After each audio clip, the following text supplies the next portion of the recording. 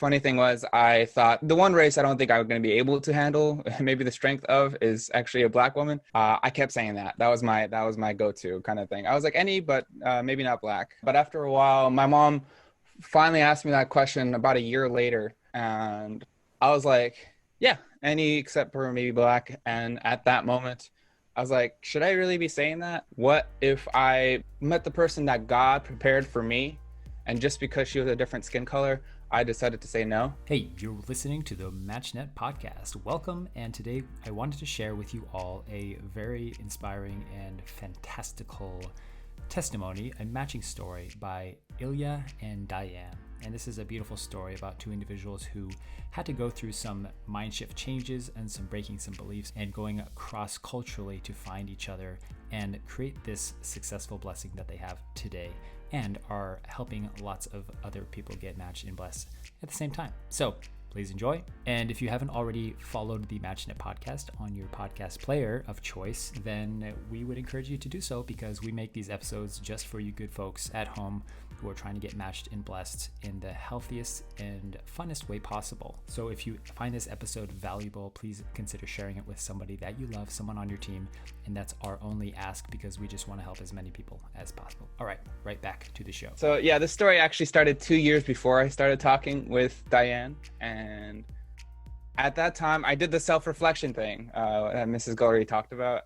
And I kind of found out that out of all the points, I didn't want to go to matching that year. I thought I was confident, didn't make it through. I didn't want to make it through it in the end. And so I said to God, I was like, hey, God, I don't think I'm ready. I have a lot of things to work on. Get back to me in 2 years and we'll talk about it again. And so this moment, I was actually in CARP Las Vegas for this majority of time. And in 2017 is when I made the determination. So I said I was going to get back to him in 2019. So the fact of being in CARP actually was a great opportunity for me, because not only do I have time to like work on myself, but also we had events like matching education and blessing education. And so it kind of emphasized how big this relationship, a relationship is in front of God. It really kind of sunk in to me what the blessing meant. Yeah. So somewhere on the line, I was kind of made to put like a picture of, like a mental picture of how I should see my wife, or what kind of wife I would like to be married to. Sounds interesting, but I just made the small standard of saying that I wanted to be married to someone that's inside the church, bottom line. And in those cases, I don't want to be married and not actually work on myself. So I had to be a good husband, a good church member, and find a way to become a person that could be a good support. And I'm really grateful for what Miss Gullery said, because I think all of those things, without even knowing it, I think those are the perfect kind of gauges to see if you're ready, because those are the exact gauges I ended up using. I'm really grateful for Mrs. Gullery, so thank you. But at the time, I didn't want to slack off in any of those kind of categories. So I started to really work on all the education that I needed. And so from there, I kept going, kept moving, kept working on myself. And after a while, you get the question from your friends, from your family members, ooh, what race do you want to marry? Like, which one are you thinking of? Are you thinking of yellow, white, black, purple, but I was trained to that. And I was trained for a long time to, I should be okay with anybody. Like Father always told me Father said you should be able to be married to any kind of thing, and even like a shovel or something, And I said, okay, I guess any is okay. The funny thing was, I thought the one race I don't think I was going to be able to handle, maybe the strength of, is actually a black woman at that time. I kept saying that. That was my go-to kind of thing. I was like any, but maybe not black. But after a while, my mom finally asked me that question about a year later, and I was like, yeah, any except for maybe black. And at that moment, I was like, should I really be saying that? What if I met the person that God prepared for me, and just because she was a different skin color, I decided to say no? and just because I wasn't comfortable with kind of like the culture that I'm not used to, and I say no, how am I really, what am I really saying to God, I guess you can say. And it wasn't really humanistic at one point, but I was really kind of seeing it through God's eyes. If I really saw it through God's eyes, I should be able to see, no matter the race or no matter the culture, that's still God's daughter. And from that point, I made that determination that I should be really, truly okay with what Father said, like what true parents said, is that be able to marry interracially, and it doesn't matter which race it is, and really be able to marry God's daughter that He has prepared for me, and I should be ready and open for that. So, funny thing happened. I think when you make a determination in front of God, God takes it all in, and he is happy to work with whatever you said. I mean, yeah, he basically worked with me and prepared me specifically for Diane, and I know this now. But I became I became more spiritual to a point that I feel like I was very kind of close to Diane's spirituality when I met her, and I became more confident in the way I talk, and also kind of all the points that that yeah, really kind of makes me like a better husband for her specifically. And I even, and the closest friend that I actually became to in CARP was a Black brother, and it was actually the culture that I got so much more used to, the culture that I thought I was uncomfortable with in the first place. And he more or less became my best friend. And by the end of 2018, I was chatting with him, and he said, "Hey, man, I think you're gonna marry a Black woman." And I was like, "I am pretty sure you're right. I think God is setting up with a Black woman." I was like, "Yep, yeah, I think that's exactly what's happening." So the 2 years ended, and I promised God that I'll talk to him again. I was like, okay, I'll talk to you again. Let's do this. Let's talk about the matching. And so I went forward with the prayer condition, and so I went forward with the prayer condition. I looked into myself and saw that I was really became a lot more mature than 2 years ago. I became a person that was ready to open up, and also really accept and be ready to accept and forgive, even though this person might be somebody that's not that I'm used to. At this point, of course, I didn't know I was going to marry Diane or talk to Diane, but I was kind of looking into myself, self-reflecting, and seeing that I was really ready for kind of like the process in front of me. And so at the very end of that prayer condition, I was like, okay, God, do you have someone in mind? Do you have somebody that you want me to talk to? And for some reason, Diane's name did not pop out of my head. Kind of just stuck like super glue. And it didn't come out. I was just like, okay, you're giving me this name. I barely know her. I have no feelings, but if this is the name you have given me, I want to be able to check it out, right? I want to be able to see who you're talking about. And I took that moment, gave that name to my parents, and I really think that God was working in that moment, because when I gave that name to my parents, and then we started talking on April. And she was in New York. I was in Vegas. This is long distance, kind of hard. I'll tell you that right now. If you're thinking of a long distance relationship, it's hard. But in those cases, we had to do a Zoom call. And at this moment, I was unsure. I didn't know who she was. And, you can go on a Zoom call, fake it, leave, and be fine. So I didn't know if she was faking it. I was in that moment making that kind of assumption that I don't really know her yet.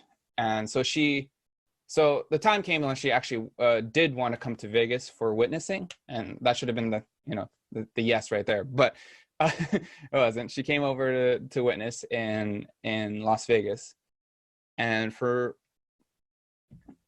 she came over to witness in Las Vegas. And the moment that I think that I decided that I wanted to marry her was the day that I realized God gave me more than I asked for. God gave me a person that was truly prepared, and really a person that I can talk spiritually with, a person that I can talk normally with, and really someone that I can connect to truly, and through God, not just like us horizontally, but really through God.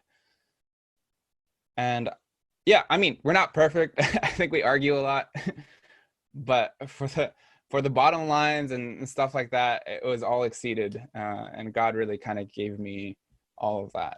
And in conclusion, I need to wrap this up a little bit because it's running out of time. But I'm glad I gave the parameters for God to work and put the time frame for myself to get back to it, telling God that this is what's up and this is what I want to do.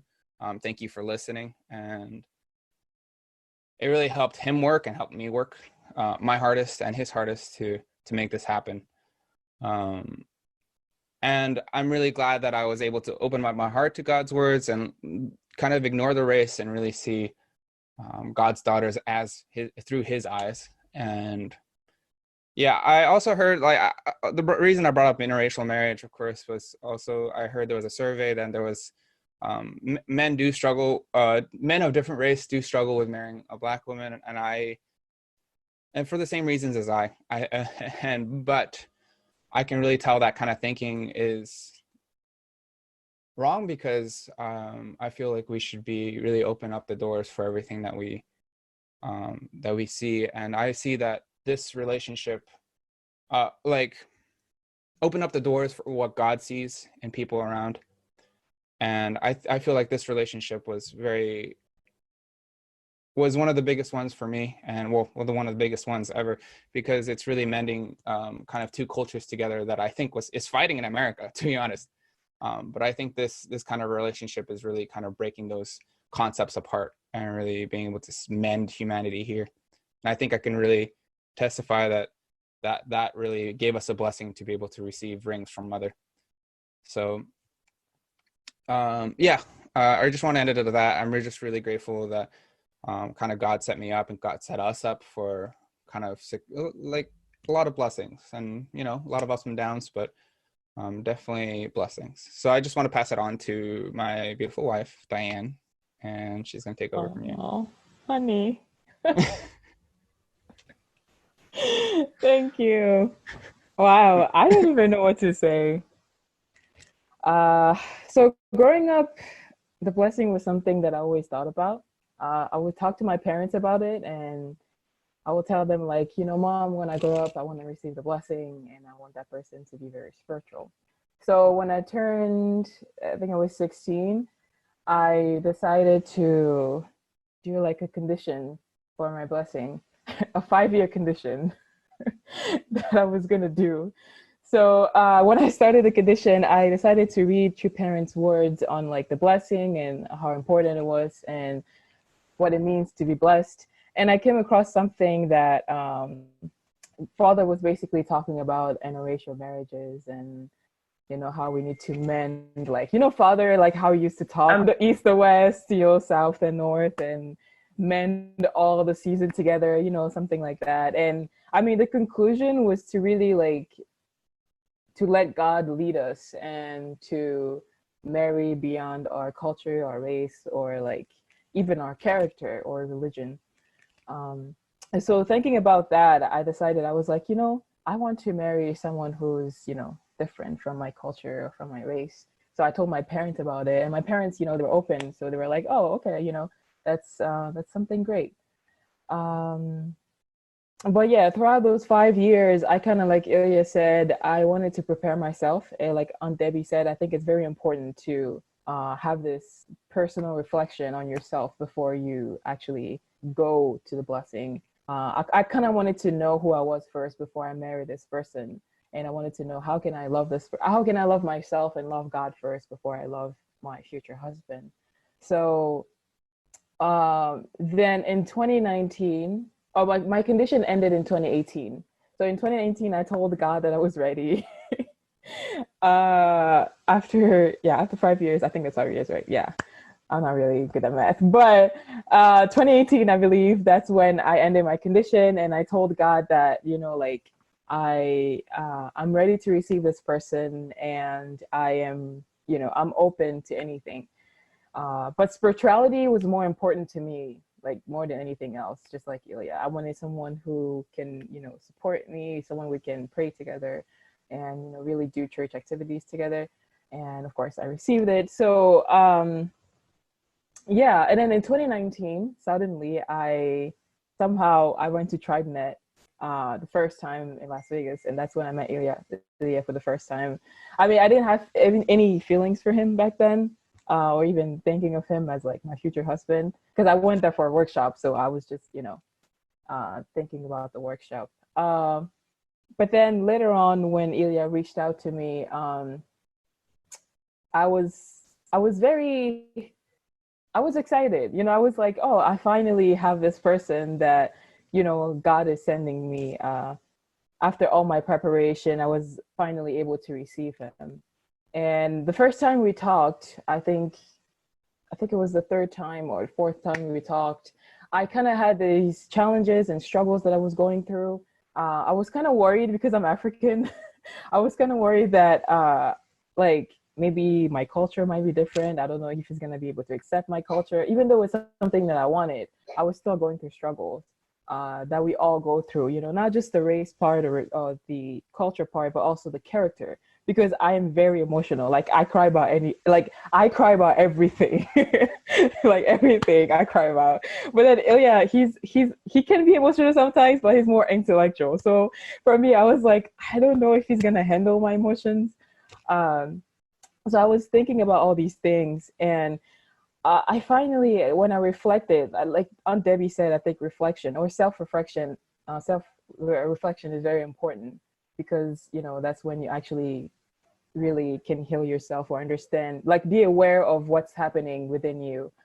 um, so I started reflecting, and I was thinking, I said, I'm not really thinking um, based on God's viewpoint. I was just thinking about the physical or thinking about what might go wrong, but I wasn't really thinking, what does God think about this? So I decided to go to my parents, and like any answers we always get, my parents told me you should pray about it. So I was like, yeah, I should pray about it. So I went on and prayed about it. And like Ilya said, God really works in ways that we cannot see, and as I was praying, something told me to read the same book that I read during my 5-year condition. And when I read, I have this game that I usually do when I pray. I open the book, I close my eyes and just randomly open the book. And the title was You Must Be Able to Go Over the Hill of the Eyes. So I was like, huh, interesting. Let me read this. Maybe God is trying to tell me something. Then when I read it, it's a long reading, but the main message, I actually wrote it down. The main message was to look at people the way that God looks at them. And Father basically said that when you look at people the way that God looks at them, you can see their true values. And they're more like beautiful, and they shine very brightly. So at that moment, I was like, wow, I didn't think about this. I was looking at this person with my very, very own like human eyes. I should look at him the way that God looks at him.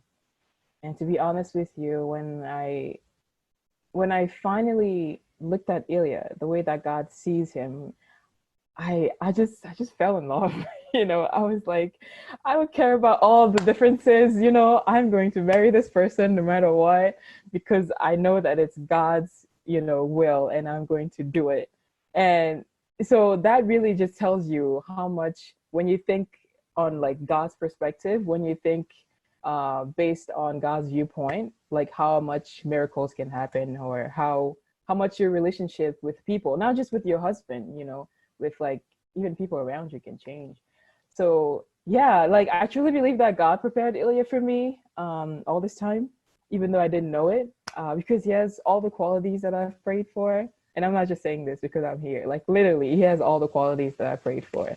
And I I feel like if I refused to marry Ilya just because of the difficulties and struggles and or differences in race and culture and character, I wouldn't be here today, right? And like even receiving our rings from true mother, that's something that I wouldn't be able to accomplish, if I didn't marry this person. So I think I'm running out of time. I don't know. But in conclusion, I think I think we should embrace anyone, because like I said, by not doing so, we might miss the opportunity that God has in storage for us. So and it's not just about the race. It's not just black and white or Asian and black, whatever. It's also about the character, because sometimes I do know that when you're going through the matching process, you may have like differences in characters, like, oh, this, I'm too emotional. Like I was thinking, like I'm too emotional and he's not, and he might not be able to accept me. And I think Josh said something about like I'm too short, so I don't know if she's gonna accept me. But Josh, I think you'll be fine, first of all. But you should just embrace this person because they're God's children and they're God's son or daughter. And I think that's the most important thing that we should think about when it comes to the blessing. It's really seeing each other through God's eyes. And yeah, I'm really grateful for Ilya and for God for sending me this person that I can pray with and be able to, to just spend my whole life with. So yeah, thank you. Thank you guys for listening to our testimony. Yeah.